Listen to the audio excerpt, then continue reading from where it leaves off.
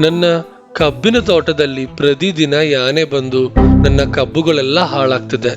ಇದಕ್ಕೆ ಬೇಗ ಒಂದು ಪರಿಹಾರ ಕಾಣಬೇಕು. ಇದೊಂದು ದೊಡ್ಡ ವಿಷಯನೇ ಅಲ್ಲ. ಆ ಕಾಡು ಯಾನೆಯನ್ನು ಚಿಕ್ಕದಾಗಿ ಕಾಣ್ಬೇಡ. ನಾನು ಆನೆಯ ಜೊತೆ ಮಾತಾಡಕ್ ಹೋಗಿದ್ದಾಗ ಅದು ನನ್ನ ಅಲ್ಲಿಂದ ಓಡಿಸಿತ್ತು ಗೊತ್ತಾ.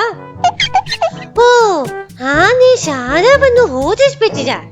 ಹಾಗಾದ್ರೆ ಆ ಆನೆಗೆ ಒಂದು ಪಾಠ ಕಲಿಸ್ಬೇಕು. ಅದು ಹೇಗೆ? ಅದು ತುಂಬಾ ಸುಲಭ. ಇದುವೇ ಯಾನೆಯ ಶತ್ರು ಅಂತ ಗೊತ್ತಿಲ್ವಾ?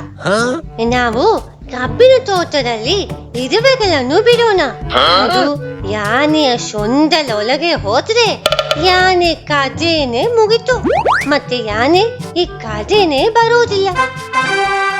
ಚಿಕ್ಕು ಪಕ್ಷಿ, ನಿನ್ ಬುದ್ಧಿ ಅದ್ಭುತವಾಗಿದೆ. ಚಿಕ್ಕ ಪಕ್ಷಿ ಮಾತು ಕೇಳಿ ವೀರ ತನ್ನ ಕಬ್ಬಿನ ತೋಟದಲ್ಲಿ ಇರುವೆಗಳನ್ನು ಬಿಟ್ಟು ಯಾನೆಯನ್ನು ಓಡಿಸಿದರು. ದೇವರು ನನ್ನ ಕಾಪಾಡಿದ್ದರು. ನನ್ನ ಕಬ್ಬಿನ ತೋಟ ನನಗೇನೇ ಸಿಕ್ತು.